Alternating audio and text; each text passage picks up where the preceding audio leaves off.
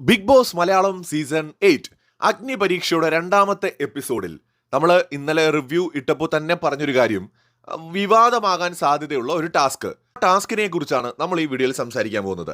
പ്രേക്ഷകർ ഇപ്പോൾ കാണുന്നത് പോലെ ഒരു മുളവടി കയ്യിൽ പിടിച്ചു നിൽക്കുക, മുളവടി ഇങ്ങനെ തറയിൽ മുട്ടിച്ച് ഉയർത്തി, തറയിൽ മുട്ടിക്കുക, ഉയർത്തി, അങ്ങനെ നിന്ന് ഡാൻസ് കളിക്കുന്ന പോലെ അങ്ങനെ നിൽക്കുക. ചെണ്ട കൊട്ട് നിൽക്കുന്ന സമയത്ത് പെട്ടെന്ന് കയ്യിലിരിക്കുന്ന മുളവടി വിടുക, അടുത്തത് ക്യാച്ച് ചെയ്യുക. ഇങ്ങനത്തെ ഒരു ഈ ടാസ്ക് മുന്നോട്ട് പോകവേ അവസാനം എത്തുമ്പോൾ ടാഷി, ജെറ്റി എന്നിങ്ങനെ രണ്ടുപേരും മാത്രമായിട്ട് മാറുന്നു. ആദ്യം തന്നെ പറയാം, രണ്ടുപേരും പേഴ്സണലി എനിക്ക് നല്ലപോലെ ഇഷ്ടപ്പെട്ടു. ആ ടാസ്ക് ചെയ്തതിൽ നന്നായിട്ട് തന്നെ രണ്ടുപേരും ചെയ്തു. ടാഷി ആണെങ്കിലും വളരെ സ്മാർട്ടാണ്, കോൺസെൻട്രേറ്റ് ചെയ്ത് നിന്നിട്ടായിരുന്നു ആ ഒരു ടാസ്ക് ചെയ്തത്. ജെറ്റി ആണെങ്കിലും ശരിക്കും ഞെട്ടിച്ച് കളഞ്ഞു, അടിപൊളിയായിട്ട് ആ ടാസ്ക് ചെയ്യുന്നുണ്ട്.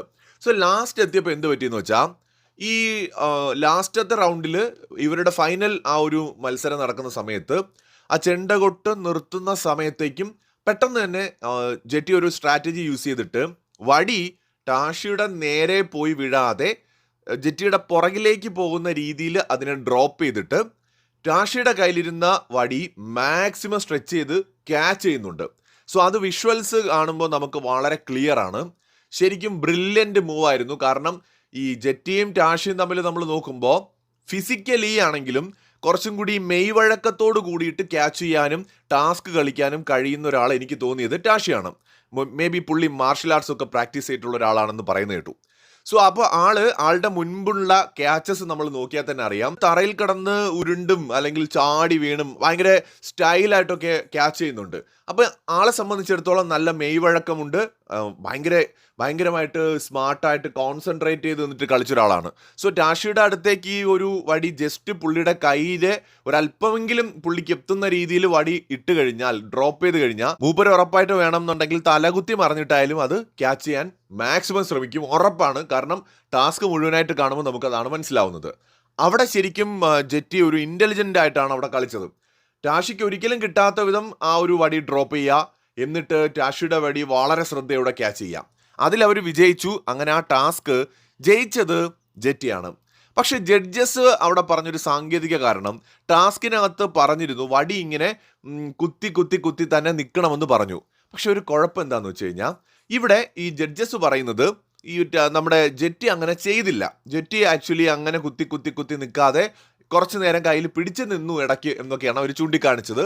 അപ്പോൾ അതുകൊണ്ട് അവർ അവിടെ ടാഷി ജയിച്ചതായിട്ട് പ്രഖ്യാപിക്കുകയും ചെയ്യുന്നു. ഇതിനിടയിൽ ഒരു കാര്യം സംഭവിച്ചത്, ഒരു ടൈമിൽ ജഡ്ജസ് ഭയങ്കരമായിട്ട് ശരിക്കും പറഞ്ഞാൽ അവർ കൺഫ്യൂസ്ഡ് ആയി. സോ റിയാസും നമ്മുടെ രഞ്ജിനിയും കൂടെ ചോദിക്കുന്നു, നമുക്ക് ഈ ഒരു റൗണ്ട് ഒന്നുകൂടി ചെയ്താലോ എന്ന്. അവിടെ അഖിൽ മാരാർ സ്കോർ ചെയ്യുന്നുണ്ട്. അവസരങ്ങൾ ജീവിതത്തിൽ പലപ്പോഴും ഒരു തവണയും കിട്ടൂ, സെക്കൻഡ് ചാൻസ് കിട്ടില്ല. അപ്പോൾ ഇതൊന്നും കൂടി ചെയ്യുന്നത് പ്രായോഗികമല്ല എന്ന് അഖിൽ മാരാർ പറയുന്നു. അവിടെ ഇരുന്ന കണ്ടസ്റ്റൻസിനോട് ഇതിന് അഭിപ്രായം ചോദിച്ച സമയത്ത്, രഞ്ജിനി അടക്കമുള്ളവർ ചോദിച്ച സമയത്ത് ജെറ്റി പറഞ്ഞത് അത് വേണ്ട, ഇനി വീണ്ടും ചെയ്യണം എന്നില്ല എന്നായിരുന്നു, ഒരിക്കൽ കൂടി വേണ്ട എന്നായിരുന്നു. അപ്പോൾ ജെറ്റി അങ്ങനെ പറയാൻ റീസൺ ഉണ്ട്. അവർ ഓൾറെഡി വിജയിച്ചു, അവരുടെ കാഴ്ചപ്പാടിൽ അവർ ജയിച്ചു നിൽക്കുകയാണ്. സോ അവർ ജയിച്ചു നിൽക്കുന്ന ഒരു ടാസ്ക് ഒരിക്കൽ കൂടി ചെയ്യാനായിട്ട് അവർ സമ്മതിക്കുമോ? അവർ ബുദ്ധിയുള്ള ഒരു മത്സരാർത്ഥിയായിട്ടാണ് എനിക്ക് തോന്നുന്നത്. ജെറ്റി പറഞ്ഞു അത് വേണ്ട എന്ന് പറഞ്ഞു, സ്വാഭാവികം. പക്ഷേ രഞ്ജിനിയുടെ ഈഗോ ഹേർട്ടായി. രഞ്ജിനിയും റിയാസും എന്തോ ഒരു ഫേവർ ജെറ്റിക്ക് ചെയ്യുന്നത് പോലെ ആയിരുന്നു അവിടെ ഇരുന്നത്. ഇതാണ് ജഡ്ജസിന്റെ ഭാഗത്ത് ഒരു വീഴ്ച എന്ന് വേണമെങ്കിൽ നമുക്ക് പറയാം. ജഡ്ജസ് അങ്ങനെ ഒരു മൈൻഡ് സെറ്റോട് ഒരു ഫേവർ ചെയ്യാനായിട്ട് അവിടെ ആലോചിച്ചു എങ്കിൽ തന്നെ അത് ജഡ്ജസ് എന്ന് പറയുന്ന പദവിക്ക് ഒട്ടും യോജിച്ച കാര്യമല്ല. അവർക്ക് രണ്ടുപേരെ ഇഷ്ടപ്പെട്ടു എന്ന് അവർ പറയുന്നുണ്ട്, പക്ഷെ വിന്നർ ഒരാളായിരിക്കും. ആ ഒരാളെ തിരഞ്ഞെടുക്കാൻ വേണ്ടിയിട്ടാണല്ലോ ജഡ്ജസ്, അല്ലാതെ വെറുതെ വന്നിരുന്നിട്ട് ആരെങ്കിലും തിരഞ്ഞെടുക്കുക എന്നുള്ളതിൽ ഉപരിയായിട്ട് ജെന്യുവിൻ ആയിട്ടുള്ള അല്ലെങ്കിൽ കൂടുതൽ ഡിസർവ് ചെയ്യുന്ന ഒരാളെ പിക്ക് ചെയ്യുക എന്നുള്ളതാണ് ജഡ്ജിന്റെ ഒരു റെസ്പോൺസിബിലിറ്റി. അതിനവർക്ക് കഴിയുന്നില്ല എന്നുണ്ടെങ്കിൽ ജഡ്ജസ് അവരെ അതിന് കൊള്ളില്ല എന്ന് സ്വയം സമ്മതിക്കുകയാണ് വേണ്ടത്. അവിടെ നമ്മുടെ ജെറ്റി ഇങ്ങനെ പറഞ്ഞ സമയത്ത് ജഡ്ജസ് പറഞ്ഞത്, എന്നാൽ പിന്നെ ഒരു കാര്യം ഞങ്ങൾ നിങ്ങൾക്ക് ജെറ്റിക്കൊരു ഫേവറായിട്ടാണ് ഒരു റൗണ്ട് കൂടി പോകാമെന്ന് വിചാരിച്ചത്, അപ്പോൾ ഇനിയിപ്പോൾ വേണ്ട, എന്തായാലും ടാഷി ജയിച്ചു എന്ന് പ്രഖ്യാപിക്കുകയാണ് എന്ന് പറഞ്ഞിട്ട് അവർ ടാഷിയെ വിന്നറായിട്ട് പ്രഖ്യാപിച്ചു.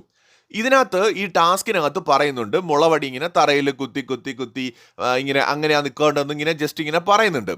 പക്ഷേ എത്ര ടൈം ഡ്യൂറേഷനിൽ കുത്തണമെന്ന് പറയുന്നില്ല. അത് ടാസ്കിനകത്തുള്ളൊരു ലൂപ്പ് ഹോളാണ്. തറയിൽ വടി ഇങ്ങനെ കുത്തി നിൽക്കാം, ഓക്കെ. എത്ര സെക്കൻഡ് ഗ്യാപ്പിൽ കുത്തണം? ആ ഒരു സാധനം പറയുന്നില്ല. അവിടെ നമുക്ക് വേണമെന്നുണ്ടെങ്കിൽ ഒരു 2-3 സെക്കൻഡ് കയ്യിൽ ഹോൾഡ് ചെയ്ത് കുത്താം. സോ അവിടെ ആ ഒരു സ്ട്രാറ്റജിയിലാണ് എനിക്ക് തോന്നുന്നു ജെറ്റ് ഗെയിം കളിച്ചത്. ബട്ട് ഇതൊരു ഗെയിമാണ്. ആ ഗെയിമിനകത്ത് സ്ട്രാറ്റജിക്ക് ഇമ്പോർട്ടൻസ് ഉണ്ട്. ആ ഒരു ഓപ്പോണന്റിന്റെ ഒരു ടാലന്റും കൂടി ജെറ്റ് അവിടെ കൺസിഡർ ചെയ്തു. കാരണം ടാഷി ജയിച്ചതിൽ എനിക്ക് അങ്ങനെ പ്രത്യേകിച്ച് മോശമായി പോയി അല്ലെങ്കിൽ അൺഡിസർവിങ് ആണ് അങ്ങനെയൊന്നും അഭിപ്രായം എനിക്കില്ല. പക്ഷേ എന്തൊക്കെയാണെങ്കിലും ഒരു സ്ട്രാറ്റജി യൂസ് ചെയ്തിട്ടാണെങ്കിൽ കൂടി ആ ഒരു എന്താ പറയുക, വടി അല്ലെങ്കിൽ മുളവടി ക്യാച്ച് ചെയ്ത ആള് ജെറ്റിയാണ്. എന്തായാലും ടാഷിക്ക് അത് ക്യാച്ച് ചെയ്യാൻ കഴിയുകയും ചെയ്തിട്ടില്ല. അദ്ദേഹത്തിന് അത് കഴിയാത്ത സ്ഥിതിക്ക് ക്യാച്ച് ചെയ്ത ആളിന് കൊടുക്കാതെ ചെയ്യാത്ത ആളിനെ വിന്നറായിട്ട് പ്രഖ്യാപിച്ചതിനകത്ത് ഒരു ഔചിത്യക്കുറവുണ്ട്. ജഡ്ജസിന് വേണമെങ്കിൽ രണ്ടുപേർക്കും ആ ഒരു പെൻഡന്റ് കൊടുക്കാമായിരുന്നു. മുൻപുള്ള പല ടാസ്കുകളിൽ അവരത് ചെയ്തതാണ്. സോ അങ്ങനെ കൊടുത്തതുമില്ല. അപ്പം അതുകൊണ്ട് ഇതിനകത്ത് തീർച്ചയായിട്ടും ജഡ്ജസിൻ്റെ ആ ഒരു ജഡ്ജ്മെൻറ്റ് പബ്ലിക്കിൽ ചർച്ചയാവും. അത് 100% ഒരു നല്ല ജഡ്ജ്മെൻ്റ് ആണോ എന്ന് ചോദിച്ചാൽ അല്ലെന്ന് പറയേണ്ടി വരും. കാരണം അവിടെ കുറച്ച് ഈഗോ ഹേർട്ട് ചെയ്തിട്ടുണ്ട്. ജഡ്ജസിന് ഈഗോ വരാൻ പാടില്ല. അവർ ജെന്യുവിൻ ആയിരിക്കണം. അവരിപ്പോൾ കണ്ടസ്റ്റൻസിൽ ഒരാൾ അവരുടെ ഒപ്പീനിയൻ പറയുമ്പോഴേക്കും പെട്ടെന്ന് കയറി നമ്മൾ പ്രൊവോക്ക് ആവേണ്ട കാര്യമില്ലല്ലോ.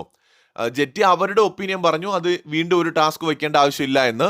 അത് അഖിൽ മാരാറ് പറഞ്ഞൊരു അഭിപ്രായമായിരുന്നു. ആ അഭിപ്രായത്തോട് യോജിച്ചത് കൊണ്ടായിരിക്കാം പെട്ടെന്ന് നമ്മുടെ രഞ്ജിനിക്ക് അത് ഹേർട്ട് ചെയ്തു, ഈഗോ ഹേർട്ടായി. സോ ഉടനെ തന്നെ അവർ ടാഷി വിജയിച്ചതായിട്ട് പ്രഖ്യാപിച്ചു. എന്തായാലും ഒരു നല്ല ഡിസിഷൻ ആണോ എന്നുള്ളത് തീർച്ചയായിട്ടും കഴിഞ്ഞ എപ്പിസോഡിൽ കണ്ട എല്ലാവരുടെയും മനസ്സിൽ ഒരു ചോദ്യമായിട്ട് അവശേഷിക്കുമെന്നാണ് എനിക്ക് തോന്നുന്നത്. പ്രേക്ഷകരുടെ വിലയേറിയ അഭിപ്രായങ്ങൾ കമന്റ് ചെയ്യൂ.